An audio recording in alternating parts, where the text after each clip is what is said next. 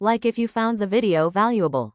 Detective Claire Harlow stood at the floor-to-ceiling windows of the Kane penthouse, the city's skyline glittering like broken glass beneath the midnight sky.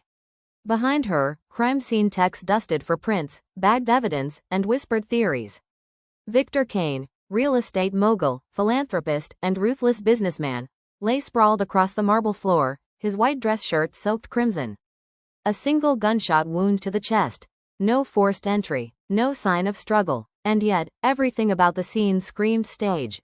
Claire crouched beside the body, eyeing the bloody leather glove carelessly dropped near Kane's hand. Too careless, too neat, Detective, Officer Ruiz called, handing her a sealed evidence bag. Inside gleamed a gold bracelet. Kane's wife's initials were engraved on it. Emily Kane. Estranged. Bitter divorce proceedings. Motive written in neon letters. But Claire had seen Emily hours earlier, frantic and shaking in the precinct lobby. The woman swore she'd been at a late-night yoga retreat across town. Dozens of people vouched for her. Still, the evidence told another story. Claire stood. "Where's Emily now?" "Interview room," Ruiz replied. "Lawyers already circling." Inside the gray-walled room, Emily Kane looked nothing like a cold-blooded killer. Her designer dress was rumpled, mascara streaked. "I didn't kill him," she said, voice cracking. "You have to believe me." Claire leaned forward, then explained the glove and bracelet. Emily's eyes widened. "That bracelet's been missing for months. Victor kept it. He liked holding things over me." She inhaled sharply. "And the glove? I don't even own leather gloves." The lawyer cut in, voice sharp. "Detective, my client has 20 credible witnesses who saw her at the retreat. This is nothing more than a frame job." Claire's pen tapped against her notebook. A frame job. That word clung to her like smoke.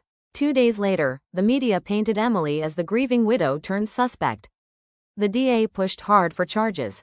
But Claire wasn't ready. Something felt off. She returned to the penthouse alone, replaying the crime scene in her mind. Kane's empire had enemies everywhere, rivals, disgruntled employees, even his own business partners. Why would Emily risk everything when the divorce settlement was practically hers already? Claire paced the marble floor, eyes landing on the security camera in the corner. The system had been disabled at 10:37 p.m., precisely when the shooting occurred. Not destroyed, not tampered with, just cleanly shut down by someone who knew the codes. Emily didn't live there anymore. She wouldn't have had access. But someone close to Kane would. Hours of digging led Claire to Jonathan Reed, Kane's trusted financial advisor.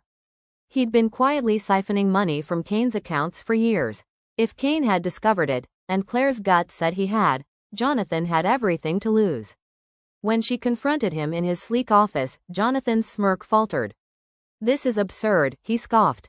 But when Claire dropped the security log on his desk, showing his passcode used at 10:37 p.m., the smirk vanished. "You planted the glove and bracelet," Claire said. "You wanted Emily to take the fall. Neat, clean, believable."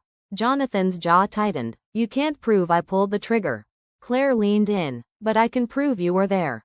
And once the lab matches gunpowder residue on your clothes, it's over." Silence stretched thin. Finally, Jonathan exhaled, voice low. "Victor ruined lives without blinking. I just balanced the scales."